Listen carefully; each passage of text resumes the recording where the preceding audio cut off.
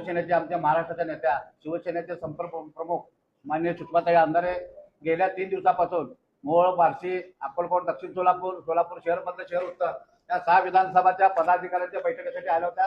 पक्ष वाढवण्यासाठी या सोलापूर शहरातील महिला आघाडी असू द्या, कामगार सेना, युवा सेना आणि शिवसेना सक्षम करण्यासाठी त्या राज्यभर फिरत असतात. आपण टीव्हीच्या माध्यमातून बघतो काही राज्याचे सगळे विषय हाताळत असतात. शासन, महाराष्ट्र शासन असू दे, केंद्र शासन असू दे, दिल्लीतल्या जंतर मंतर आंदोलनात सुद्धा काही तिथं सोनम वांगचुकला भेटून विद्यार्थ्यांना पाठिंबा देण्याचं काम त्यांनी केलेलं आहे. आणि पक्ष प्रमुख उद्धव साहेब ठाकरेंचा हात बळकट करण्यासाठी ते राज्यभर फिरत असतात. परंतु आज सोलापुराचा भ्रष्टाचार, महापालिकेचा भ्रष्टाचार असू द्या, महाराष्ट्र शासनाचा भ्रष्टाचार असू द्या किंवा पालकमंत्री कशा पद्धतीने वागतात त्याचा मुख्य विषय आहे पालकमंत्र्यांचा भ्रष्टाचार आणि त्यांची वागण्याची पद्धत आणि इथं दादागिरी करून सोलापूरला लुटून याचं काम जे त्यांनी केलेलं आहे. त्या सर्व विषयाचा की आम्ही ताईंना म्हणजे असं सांगणं आम्ही लहान पडतो, परंतु ताई राज्य देशाचे विषय हाताळत असतात. ते चांगल्या पद्धतीनं तुमच्या समोर पत्रकार परिषदेला सुरुवात होते. सगळ्यांना सस्नेह जय महाराष्ट्र. गेली 3 दिवस महाराष्ट्रामध्ये विशेषतः सोलापूर जिल्ह्याची संपर्क प्रमुख म्हणून असणारी जबाबदारी, याच्या आधीच्या बैठका आपण फक्त सगळ्यांच्या मुलाखती आणि त्या संदर्भात असणारी एकूण पक्षाची काय स्थिती आहे यावर आपण त्या मुलाखती आधारित घेत होतो. मात्र आता यावेळेला आपण ज्या संपूर्ण नेमणुका केलेल्या आहेत आणि त्या नेमणुकीनंतर गेल्या 2 महिन्यातला एकूण संघटनेचा आढावा घेण्यासाठीचा हा 3 दिवसांचा दौरा आयोजित केलेला, ज्याच्यामध्ये पहिल्या दिवशी मोहोळ आणि बार्शी विधानसभेची बैठक झाली. आपल्याला कल्पना असेल की फुटीर खासदार ओमराजे निंबाळकर यांचा लोकसभेचा जो काही भाग होता, जिथून आम्ही त्यांना निवडून दिलेला आहे, तो भाग बार्शी आहे. आणि बार्शीतनं जे मताधिक्य दिलेलं आहे, कारण बार्शीतूनच पक्षाचा एक आमदारही निवडून आलेला आहे आणि या ठिकाणी प्रवीण काकडे यांची जिल्हा प्रमुख म्हणून नियुक्ती झालेली आहे. प्रवीण काकडेंनी त्या बैठकीमध्ये ओमराजे निंबाळकर यांच्या निषेधाचा ठराव मांडलेला आहे आणि येणाऱ्या काळात ओमराजे निंबाळकर असतील किंवा जो कोणी संघटनेच्या आड येईल त्याला तितक्याच ताकदीने विरोध करण्याची भूमिका बार्शी आणि मोहोळमधून घेतली जाईल. त्या संदर्भात पदाधिकाऱ्यांना सूचना दिलेल्या आहेत. पदाधिकाऱ्यांच्या नियुक्त्यांचा अगदी खुल्या पद्धतीने बैठकीमध्ये चर्चा करून काही नावं काढलेली आहेत, ज्याची नावं यथावकाश सामनामधनं 1-2 दिवसामध्ये प्रकाशित होतील. काल सोलापूर मध्य आणि उत्तरची प्रतापभाऊ चव्हाण जिल्हा प्रमुख आणि महानगर प्रमुख धाराशिवकर यांच्या उपस्थितीतली कालची बैठक इथल्याही बऱ्यापैकी शिवविधी सेना, शिक्षक सेना, डॉक्टर सेल, विद्यार्थी कक्ष या सगळ्या विंग्सची बैजवार चर्चा झालेली आहे आणि त्याच्याही नियुक्त्या सामनामधनं येतील. संध्याकाळी सोलापूर दक्षिण मधलं संपर्क कार्यालयाचं उद्घाटन आणि त्यानंतर अक्कलकोट मधली बैठक संपन्न झालेली आहे आणि आज पुन्हा माढा, करमाळा, कुर्डुवाडी, सांगली आणि पंढरपूर, सांगोला या भागातल्या बैठका होत आहेत. हे सगळं करत असताना मला याची कल्पना आहे की सोलापूरमध्ये एकेकाळी जी शिवसेनेचं एक प्रचंड मोठी ताकद होती आणि काय पद्धतीने त्याला म्हणजे काय म्हणता येईल कुंपणानं शेत खाल्लं म्हटल्यासारखं काही लोकांनी आतनं जी कीड लावायला सुरुवात केली, ती सगळी कीड आणि त्याच्यावर आता कीटकनाशक फवारणी ही पुन्हा व्यवस्थित सुरू आहे. मला विश्वास आहे की नवनियुक्त जिल्हा प्रमुख ही जी सगळी मंडळी आहेत, काल विशेषतः पूर्ण सोलापूरचं सहसंपर्क प्रमुख पद जे आहे, म्हणजे मी आणि इथले जिल्हा प्रमुख या सगळ्यांमध्ये एक दुवा असावा म्हणून दत्ता माने यांची सर्वानुमते सहसंपर्क प्रमुखपदी निवड झालेली आहे. सोलापूरमधल्या अनेक विषयांवर येणाऱ्या काळात जे उपक्रम केले जाणार आहेत त्यातलं महत्वाचं की रामरक्षा आंदोलन, की ज्या लोकांनी म्हणजे जी भाजपा ना खाऊंगा ना खाणे दूंगा म्हणत होती, त्या भाजपाने सर्वसामान्य लोकांना तर लुटलं, परंतु देवालाही लुटायला ही माणसं कमी पडत नाहीयेत. ज्या पद्धतीने राम मंदिरातल्या दानपेटीची चोरी झाली आणि या दानपेटीच्या चोरीवर एकही जण तोंड उचकटत नाही, ज्यांना जात आणि धर्मामध्ये भांडणं लावणं फार सोपं वाटतं आणि त्यासाठी हिरिरीने ते पुढे येतात. कधी लव जिहादचा मुद्दा घेऊन येतात, कधी ओबीसी विरुद्ध मराठ्याचा मुद्दा घेऊन येतात, कधी आरक्षण उपवर्गीकरण समर्थनार्थ आणि आरक्षण उपवर्गीकरण विरोधात असे मुद्दे ते घेऊन येतात. मात्र राम मंदिर, ज्या राम मंदिराच्या प्रश्नावर या लोकांनी भावनिक करून सत्ता काबीज केली, त्या राम मंदिरातल्या दानपेटीच्या चोरीबद्दल हे लोक बोलत नाहीत. ते रामरक्षा आंदोलन येणाऱ्या काळामध्ये पक्ष मोठ्या प्रमाणात सोलापूरमध्ये राबवेल आणि सगळ्या विधानसभा निहाय हे रामरक्षा आंदोलन सगळीकडे होईल. त्या संदर्भातली जवळपास सगळी मांडणी काल झालेली आहे. यथावकाश त्याच्या तारखा आपल्या समोर जाहीर केल्या जातील. या जिल्ह्याची संपर्क प्रमुख या नात्यानं एका महत्वाच्या मुद्द्याकडे मी आपल्या सगळ्यांचं लक्ष वेधलं पाहिजे. काही दिवसांपूर्वी शिवसेना उद्धव बाळासाहेब ठाकरे पक्षाचे नेते सन्मान्य संजय राऊतजी यांनी काही भूमिका मांडली. खरं तर या भूमिकेमध्ये पालकमंत्री जयकुमार गोरे यांचं तसं काही मध्ये बोलायचं काही कारण नव्हतं. पण तरीही जयकुमार गोरेंनी कारण नसताना काही विधानं केली जी अत्यंत अप्रस्तुत होती, अव्यवहार्य होती आणि ती प्रासंगिक तर अजिबातच नव्हती. पण कदाचित आता सगळ्या भाजपमध्ये एक ट्रेंड आहे, नॉइझी गँगमध्ये भरती होण्यासाठी सगळे डेस्परेटली प्रयत्न करत आहेत. जो जितका वाह्यात बोलेल कदाचित फडणवीस त्याला तितक्या लवकर जवळ करतील असा एक ट्रेंड आमदारांमध्ये चालू आहे. त्यामुळे प्रत्येक जण वाह्यात बोलण्याची स्पर्धा करत आहे. आमदारही वाह्यात बोलत आहेत, खासदारही वाह्यात बोलत आहेत, शब्दांचं चयन वाह्यातपणे करत आहेत. आणि मग हे जे चयन आहे जे अतिशय वाह्यात पद्धतीने चालतं, मग त्याच्यामध्ये गोरेंनी कारण नसताना बोलणं, त्यामुळे त्याला राऊत साहेबांनी जशास तसं उत्तर दिलं. आता राऊत साहेबांनी जेव्हा उत्तर दिलं त्यावेळेला भाजपचे सगळे लोक म्हणाले हे काही बरोबर नाही राव, म्हणजे ही असभ्य भाषा आहे. पण आता आमची अडचण काय आहे माहितीये का, जैसा देश वैसा भेस, ज्याला जी भाषा कळते त्या भाषेत बोललं पाहिजे. म्हणजे समजा आता जर मला कानडी येत नाही आणि काही जर पत्रकार कानडी भाषेतले असतील, मी कानडी भाषेचा आदर करणाऱ्यांपैकी आहे, पण मला कळत नाही तर ते कदाचित माझ्याशी मराठी भाषेत बोलतील. एखाद्याला समजा इंग्रजीच कळते आणि त्याला अमुक कळत नाही तर मी कदाचित त्याच्याशी इंग्रजी भाषेत बोलेल, अजून कुठल्या भाषेत बोलेल. ज्याला जी भाषा कळते त्या भाषेत आपण त्याच्याशी बोललं पाहिजे. त्यामुळे पालकमंत्री जयकुमार गोरे यांना जी भाषा कळते त्या भाषेमध्ये बोलायचा प्रयत्न केला. आता मग पुन्हा काही जण म्हणतील ताई तुम्ही भाषेचं समर्थन करताय का? नाही, मी समर्थनाच्या वगैरे भानगडीत पडत नाही. त्यांना कोणती भाषा कळते, कारण त्यांच्या तोंडी तीच भाषा असते. आणि म्हणून मी आपल्याला जरा ती भाषा काय आहे ती सांगितली पाहिजे. एक व्हिडिओ आपल्या सगळ्यांच्यासाठी खास मी ठरवून आणलाय.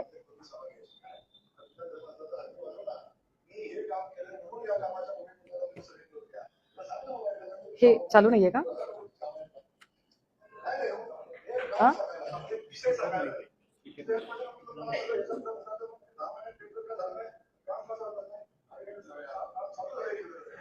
ही भाषा आहे जयकुमार गोरेंची.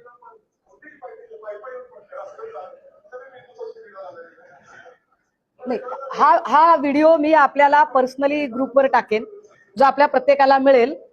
गोरेंच्या 2 मिनिटाच्या या क्लिपमध्ये किती शिव्या आहेत. त्यामुळे गोरेंची भाषा जर ही असेल तर त्याला त्या भाषेत उत्तर देणं अत्यंत स्वाभाविक आहे. ते उत्तर श्री संजय राऊत यांनी दिलेलं आहे. याच्यापेक्षा त्याच्यावर वेगळं काही बोलायची गरज नाही. पण संजय राऊत हे सगळं झाल्यानंतर आता गोरे कोण आहेत हे मी काल सांगितलं की मला गोरे कोण आहेत हे चांगलं माहित आहे. त्यामुळे गोरे कोण आहेत हे मी पुन्हा एकदा बैजवार सांगितलं पाहिजे. चारुशिला मोहिते यांचं प्रकरण महाराष्ट्राला माहित आहे. चारुशिला मोहिते नावाच्या महिलेला स्वतःचे नग्न फोटो पाठवले म्हणून या प्रकरणामध्ये जयकुमार गोरे यांच्यावर पोलीस कंप्लेंट झाली. नंतर त्या पोलीस कंप्लेंटचं बरेच काही गोष्टी झाल्या. महाराष्ट्राला माहित आहे की मग त्या महिलेला एका खंडणीच्या प्रकरणामध्येच गुंतवण्याचाही प्रयत्न झाला. आता ती महिला त्यातनं बाहेर आहे. काल पुन्हा त्या बिचारीला खूप प्रेशराईज केलं जात होतं. काल जेव्हा मी त्याच्यावर बोलले त्यावेळेला पुन्हा एकदा तिला खूप प्रेशराईज करणारे कॉल येत होते. आता या सगळ्या प्रकरणामध्ये माध्यमांनी 1 कोटी रुपये आणि चारुशिला मोहिते यांना दाखवलं खरं, ते सगळीकडे दिसलं. पण ऑनरेबल कोर्टाची निरीक्षणं कदाचित माध्यमांनी नंतर दाखवली नाही. जे महत्वाचं निरीक्षण आहे की या कुठल्याही फ्रेम मध्ये ती बाई पैशाला हात लावते, पैसे घेते किंवा पैसे मागताना दिसते असं कुठेही चित्र दिसत नाही. हा पहिलं निरीक्षण कोर्टाने नोंदवलेलं आहे. एक दुसरं निरीक्षण कोर्टाने नोंदवलेलं आहे. त्यात कोर्टाने असं म्हटलंय की सगळं खरं, पण मुळात हे 1 कोटी रुपये गोरेंकडे आले कुठून? हे कोणाचे 1 कोटी रुपये आहेत जे अजून कोर्टातही जमा झाले नाहीत? जयकुमार गोरे याच्यावरती उत्तर देतील का की 1 कोटी रुपये नेमके तुमच्याकडे आले कसे, कुणाचे पैसे आहेत, कुठून आलेले पैसे आहेत? या पैशाचं उत्तर त्यांनी दिलं पाहिजे. बरं, हे सगळं करताना याच सगळ्या प्रकरणामध्ये आता अजून एक प्रकरण त्यांच्यावर होतं. एका दलित माणसाची मृत व्यक्तीला जिवंत दाखवत त्याच्या खोट्या बनावट सह्या करत जागेचे सातबारा नावावर करून घेतला. त्यात जयकुमार गोरे यांच्यावर अॅट्रॉसिटी दाखल आहे. गोरेंनी ते बोललं पाहिजे की तुमच्यावरच्या अॅट्रॉसिटीचं काय झालंय. बरं, ही अॅट्रॉसिटी तुम्ही म्हणाल मी खूप जुनं काढलंय का? नाही, मी अजिबात, आपण असलं काही जुना कार्यक्रमच करत नाही माहितीये का. 6/3/2025, 6 मार्च 2025 त्याच्यामध्ये 3 फेब्रुवारी 2026 ला एक तारीख आहे. आणि विशेष म्हणजे या सगळ्या प्रकरणामध्ये 8/5/2026 ला नॉन अवेलेबल वॉरंट जाहीर झालं जयकुमार गोरेसाठी. 8 मे 2026. आता जून महिन्यात 8 तारखेला. काय गोरे, अहो काय पालकमंत्री आहे का, कोण आहे तुम्ही? तुमच्या नावानं समन्स निघायला लागले. हे समन्स रद्द होण्यासाठी त्यांनी प्रयत्न केले, त्याच्यासाठी त्यांचा अर्ज वगैरे झाला, त्यांची बेल ऍप्लिकेशन फेटाळली गेली. ह्या सगळ्यांवर गोरे कधी बोलणार आहेत का? म्हणजे तुम्ही बघा, एखाद्या माणसाला एखाद्याने फसवलेलं असू शकतं. आपण असं गृहीत धरू की चारुशीला मोहितेने जयकुमार गोरेंना फसवलं किंवा अडकवलं. मृत व्यक्तीने कसं काय फसवलं असेल बरं? मृत व्यक्ती, मग त्याचं काय झालं? त्याच्या जमीन हडपेचा केस काय झालं बरं? ही केस कोर्टात आहे, ह्याचं समन्स आहे. मी तुम्हाला जून महिन्यातली गोष्ट सांगते. ही जून महिन्यात घडलेलं हे सगळं आहे. ही समन्सची कॉपी आहे. याच्यामध्ये स्पष्टपणे सांगितलेलं आहे, आरोपी क्रमांक 1, 3, 4 हजर, त्यांचे वकील हजर, मूळ फिर्यादी 260, आरोपी क्रमांक 2 तर्फे गैरहजेरीचा माफी अर्ज, त्यावर सरकारी वकिलांनी कोणतीही हरकत न घेतल्याने सदर अर्ज मंजूर करण्यात आला. सरकारी वकिलाने त्याच्यात हरकत घेतली नाही. आता सरकारी वकिलांनी का हरकत घेतली नाही हा एक पुन्हा संशोधनाचा मुद्दा आहे. पण क्लिअर कट मंत्री असणाऱ्या माणसावर, म्हणजे जी भाजपा सांगते की हम बडे बेदाग है, मेरा कफन तुम्हारे कफन से बहुत ज्यादा सफेद है, तर त्या भाजपने ह्या सगळ्यांची उत्तरं दिली पाहिजे. यार तुमच्या मंत्र्यांवर काय काय डाग आहेत ते बघा, याच्यावर बोला. त्यांच्या टॅटोधारी भक्तीनी, काही पावाचा तुकडा खाऊन भुंकणारे, बोललं पाहिजे या सगळ्या लोकांनी. बोलत नाहीत चला हे सगळे. बरं जाऊ दे, मला याच्यावर नाही बोलत. चला, म्हणजे किती बघा गोरेंवर केसेस किती आहेत सध्याच्या. मी तुम्हाला जर त्या केसेस जर सांगितल्या ना, काय माणसाला मंत्री केलंय भाजपने. भाजपची काय मजबुरी असेल की भाजपमधली जी जुनी माणसं आहेत त्यांना भाजपने संधी दिली नाही. काँग्रेसमधनं एक माणूस आयात केला जातो. जयकुमार गोरे काँग्रेसमध्ये होते. म्हणजे काय ते सांगतात भाजपचे काही लोक, तुम्ही अमुक, मी तर कुठल्या पक्षात गेलेच नाही कधी सोडा. पण बाहेरून आलेल्या माणसाला मंत्रीपद देताना त्या माणसाचा पोर्टफोलिओ काय होता, भाजपकडे कोण किती भ्रष्टाचार केला त्यावर त्याची पोस्ट किती मोठी ते ठरते. बघा, दहिवडी पोलीस स्टेशन, गुन्हा रजिस्टर नंबर 54/94, कलम काय आहेत 324, 342, 323, 504, 506, 34. बरं, दहिवडी पोलीस स्टेशन मध्ये 29/94 गुन्हे कुठले दाखल आहेत 323, 506. दहिवडी पोलीस स्टेशन मध्येच 03/2007 कलम काय आहेत 188, बीपी ऍक्ट कलम 37, 1, 3, 135. दहिवडी पोलीस स्टेशन मध्येच 92/2009 कलम काय लागली आहेत 307, 343, 420. असं एक कलम आहे का की जे गोरेवर लागलेलं नाहीये? मी ऑन रेकॉर्ड बोलते. हा, गोरेंना माझ्या या सगळ्या प्रश्नांवर उत्तरं द्यायची असतील तर गोरेंनी फक्त एवढं लक्षात ठेवायचं की दुसरा एपिसोड मला उघडायला भाग पडायचा नाही. मी लगेच दुसरा एपिसोड उघड करेल. हा, मी जरा पुढचा जरा गुन्हा वाचून दाखवला पाहिजे. दहिवडी पोलीस स्टेशन मध्येच 7/2010 कलम काय आहेत 188, बीपी ऍक्ट हे वाचून झालं. दहिवडी पोलीस स्टेशन मध्येच 22/2010 188, बीपी ऍक्ट कलम 37. दहिवडी पोलीस स्टेशन मध्येच 160/2013 कलम 141, 143, 147. दहिवडी पोलीस स्टेशन मध्येच 161/94 कलम काय आहे 452, 323, 504, 506, 34. दहिवडी पोलीस स्टेशन मध्ये 39/2015 कलम काय आहेत 143, 147, 148, 149, 326, 312, 313, 504, 506, 427, 353. दहिवडी पोलीस स्टेशन मध्येच 24/2020 गुन्हा दाखल आहे.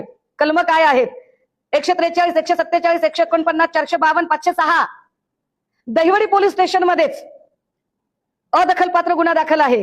कुठला आहे 245/94 भारतीय दंडविधान 504, 506. म्हसवड पोलीस स्टेशन मध्ये गुन्हा दाखल आहे 16/2015 भारतीय दंडविधान कलम 452, 504. म्हसवड पोलीस स्टेशन मध्ये अजून एक गुन्हा दाखल आहे 37/2015 भारतीय दंडविधान संहिता क्रमांक 323, 504, 506 सह आर्म ऍक्ट कलम सुद्धा लागलेला आहे. बरं, मिरज पोलीस स्टेशन मध्ये गोरेंवर गुन्हा दाखल आहे.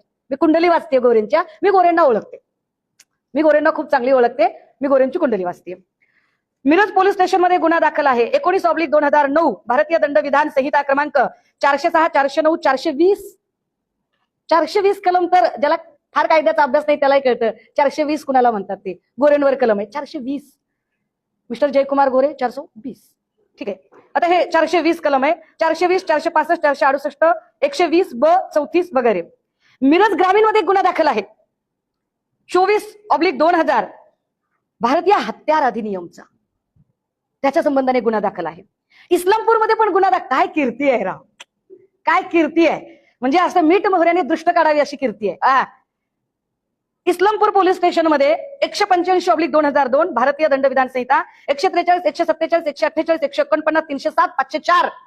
सोलापूरकरांना काय काय पालकमंत्री लाभलेले आहेत. त्याने गुरुपौर्णिमेला ही पोस्ट केली आहे आणि याच्यात लिहिलंय, आभाळ लागत माया तुझी आम्हावरी राहू दे. PSI वर आभाळ लागत माया तुझी. काय कसली माया करायची असेल बरं.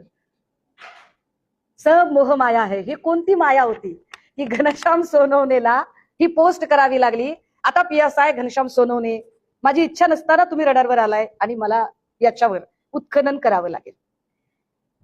याच्यातनं तुम्हाला कळलं असेल की का कोविडच्या प्रकरणामध्ये तक्रार झाली नाही, किंवा का हायकोर्टमध्ये प्रकरण चालू असतानाच या सगळ्यांमध्ये जी चार्जशीट दाखल झाली त्या चार्जशीट मधनं गोरेंचं नाव वगळलं गेलं. पण नाव वगळलं म्हणजे गोरे सुटले असं नाही. अजून वरच्या कोर्टात अपील झालेली आहे, अजून प्रकरण चालू आहे आणि मी हे सगळं ऑन रेकॉर्ड ऑन पेपर बोलत आहे. आता हे एवढं सगळं चालू असताना गोरेंचा व्यवसाय काय, गोरेंकडे असं काय आहे बरं की एवढ्या कोट्यावधीच्या गाड्या आहेत, सगळं आहे. मग अशी प्रताप भाऊ सांगत होते, खरं तर आम्हाला सेंटर पॉइंटला का थांबावं लागावं, रेस्ट हाऊस मिळणे हा आमचाही अधिकार आहे, विश्रामगृह मिळालं पाहिजे आम्हाला. पण आम्हाला सोलापूर विश्रामगृहामधून असं कळलं की सोलापूर विश्रामगृहातले जे 2 सूट आहेत ते फक्त आणि फक्त पालकमंत्र्यांच्या साठीच आहे. पालकमंत्र्यांनी त्याचं इंटेरियर डिझाईन वगैरे सगळं करून घेतलंय. एकीकडे मोदी काटकसरीने वागा वगैरे सांगतायत, परंतु गोरे साहेबांनी मात्र चांगले 10 कोटी रुपये खर्च करून 2 सूट अतिशय सुंदर पद्धतीने करून घेतलेत. मी पत्रकारांना वेगळं सांगायची गरज नाही, तुम्ही सोलापूरचेच पत्रकार आहात, त्यामुळे तुम्हाला ते सूट चांगले माहित असतील. आता त्या सूटचा वापर कोणत्या कोणत्या कारणासाठी काय काय केला जातो तो गोरे साहेबांना माहिती, त्याच्यावर आम्ही काही फार बोलणार नाही. पण नेमकी गोरेंची प्रॉपर्टी वाढली कशी यावरही माहिती अधिकार टाकला होता. मी कालच म्हटलं की मी अजिबात उत्खननात जात नाही, पण मग तुम्ही असं हे करायचं नाही. तर मग मला असं कळलं की 2019चा एक ITR त्यांनी इलेक्शनच्या निमित्ताने दिलेला होता आणि त्या ITR मध्ये त्यांनी असं लिहिलं की त्यांच्या पत्नी सोनिया गोरे या कमावत्या आहेत आणि त्यांना किती मिळते, तर त्यांना वार्षिक साधारणतः 56 लाखाचं पॅकेज मिळतं. सुहास पाटील ठुम नावाचे हे कोणी ठेकेदार आहेत. कोण सुहास पाटील, कोणत्या काय कामाचा कसला वर्क पोर्टफोलिओ आहे, कोणत्या कामासाठी वार्षिक 56 लाखाचं पॅकेज मिळत होतं, ह्याचे कुठलाही वृत्तांत काहीही उपलब्ध नाही. माझी अपेक्षा आहे की गोरे या सगळ्या प्रश्नांची उत्तरं देतील, कारण गोरे साहेबांना चुनुकदार कामगिरी करण्याची लहर आली होती. ती चुनुकदार कामगिरी करण्यासाठी मी कसा फडणवीसांच्या गळ्यातला ताईत आहे हे दाखवण्यासाठी जयकुमार गोरेंनी त्यांच्या पद्धतीने गरज नसताना एका वादात उडी घ्यायचा प्रयत्न केला. तर आता इतकी उडी घेतलेलीच आहे और अगर इतना शहादत देने का शौक है ही आपको, तर आता या सगळ्या प्रश्नांची उत्तरं मी पुढच्या दौऱ्यात सोलापूरला येईपर्यंत जयकुमार गोरे देतील अशी मला अपेक्षा आहे. आणि हो, मी तरीही या सगळ्यांमध्ये तुम्ही जे वेगवेगळ्या टोल नाक्यांवर जे कलेक्शन करायचात त्याच्यावर मी काहीही बोललेली नाही. ते मी जरा सोडून देते, चहा पाण्याला लागतं मी सोडून देते, मी त्याच्यावर काही फार बोलत नाही. पण हे सगळे जे 19 गुन्हे असताना भाजपने जुने सगळे निष्ठावंत बाजूला सारून एका परक्या जिल्ह्यातला माणूस इथे आणण्यामागे नेमकं काय कारण होतं हे सांगितलं पाहिजे. आणि तुम्ही नाही सांगितलं तर महात्मा फुले जन आरोग्य योजनेचं फक्त सोलापूर किंवा साताऱ्यात नाही तर उभ्या महाराष्ट्रात काय झालं याचा रिपोर्ट मी तुम्हाला देईन. बोला.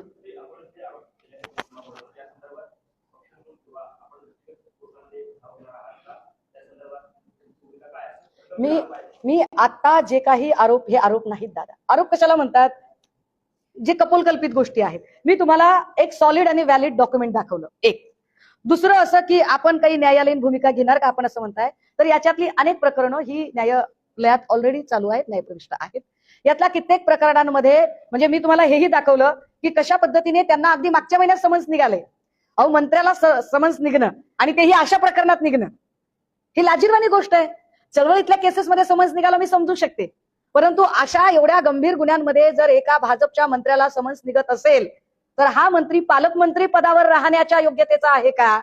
याच्या पालकमंत्री पदाचा राजीनामा का होऊ नये, का याचं पालकमंत्री पद घेतलं जाऊ नये? भाजपच्या दुसऱ्या चांगल्या लोकांना द्या ना, भाजपच्याच लोकांना द्या, कारण तुम्ही काही शिंदेना देणार नाही. तुम्ही शिंदेच्या कोपऱ्याला गुळच लावणार आहात आणि शिंदेची लोक तुम्ही वाजंत्री म्हणूनच फक्त सोबत घेणार आहात, ह्याच्या पलीकडे त्यांना काही फार किंमत तुम्ही देणार नाहीत, हेही स्पष्ट आहे. पण तुमच्या भाजपच्या तरी जुन्या जाणत्या लोकांना द्या, एवढं साधं म्हणणं आहे आमचं. बोला.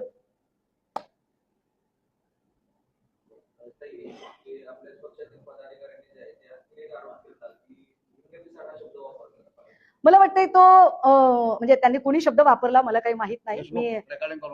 मी असले कुठलेही शब्द वापरत नाही. मी फक्त आणि फक्त असं नाही, काही हरकत नाही ना. अरे आयबीच्या माणसाने रेकॉर्ड केलं पाहिजे. आणि ऐका, आयबीचे दादा, तुम्ही रेकॉर्ड नाही केलं तरी हे सगळं तुम्हाला फाईल मध्ये मिळेल ना. काय खरंच पालकमंत्र्यांना कळत नाही बघा एवढी साधी गोष्ट. त्याच्यासाठी वेगळं रेकॉर्डिंग करायची काय गरज आहे? कुठल्या तरी चॅनल मधलं घ्या ना फुटेज. ते अवघड खेळ आहे राव तुमचं पण. असो, तर हे जे आहे ना, मला वाटतंय 354 वगैरे असे जे काही, दादा मला ना कोर्टाचं निरीक्षण जे आहे ना ते वाचायची ना इथे अक्षरशः मला संकोच वाटतोय तुमच्यासमोर. कोर्टाने जे निरीक्षण नोंदवलं ना, ज्या बाईंना अडकवण्याचा प्रयत्न झाला त्या बाईंच्या संबंधाने जे निरीक्षण नोंदवलेलं आहे, ज्या पद्धतीचं निरीक्षण, ते इतकं बिभत्स, इतकं वाईट आहे. पेज क्रमांक 6 वर आहे त्यात आहे काय? हा, मोहिते. तर ते मी वाचू शकत नाही. नाही, अजून एक मोहितेचं प्रकरण असेल तर ते मी वाचू शकत नाही. त्यामुळे ते जे काही शब्द असतील ना ते फार कमी आहेत, खूप कमी तीव्रतेचे ते शब्द असावेत असं मला वाटतंय. मग त्याच्यावर आता काय असो, बोला.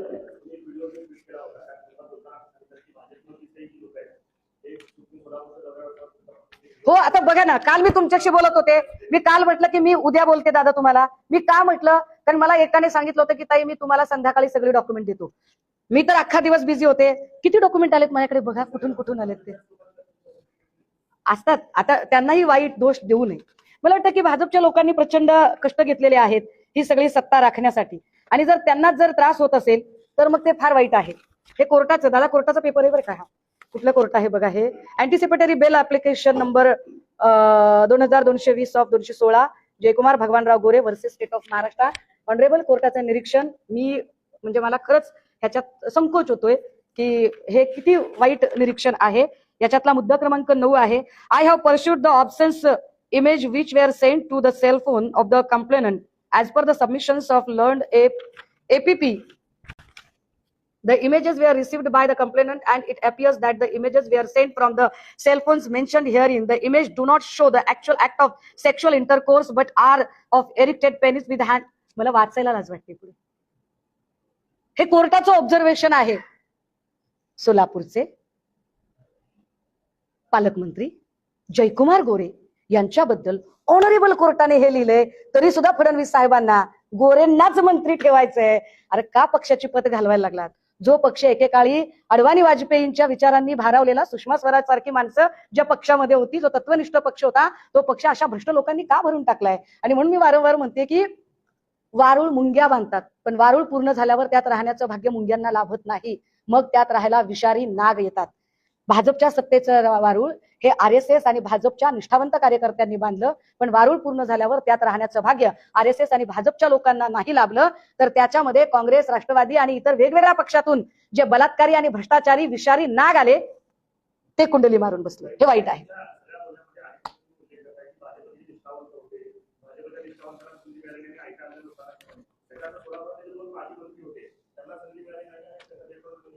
बघा, मला सोलापूरमध्ये सॉरी नाही असं काही स्वतःवरून स्वर्ग गाठू नका. पण ही परिस्थिती फक्त इथेच आहे का? ही परिस्थिती सगळीकडे आहे ना. आता केशव उपाध्ये सारखा जुना जाणता माणूस, तो माणूस ढकलला जातो आणि पैशापासरी असणारी काही लोक निव्वळ काहीतरी नॉयझी गँग म्हणून अशी माणसं पुढे येतात. हा जुने विरुद्ध नवेच संघर्ष आहे ना सगळा. ह्या सगळ्यांमध्ये जर आपण विचार केला तर कितीतरी असे भाजपचे चांगले चांगले लोक आहेत की ज्या लोकांना संधी मिळाली नाही, आणि नव्याने आलेले जे लोक आहेत जे बाहेरच्या पक्षात, जुनी लोक फक्त सतरंजा टाकतायत, या बसा गुळ पाणी घ्या, आणि जे नवीन आहेत ते आयते ताटावर बसलेले आहेत. तर साहजिक आहे की जुन्या लोकांमध्ये खतखत निर्माण होऊ शकते.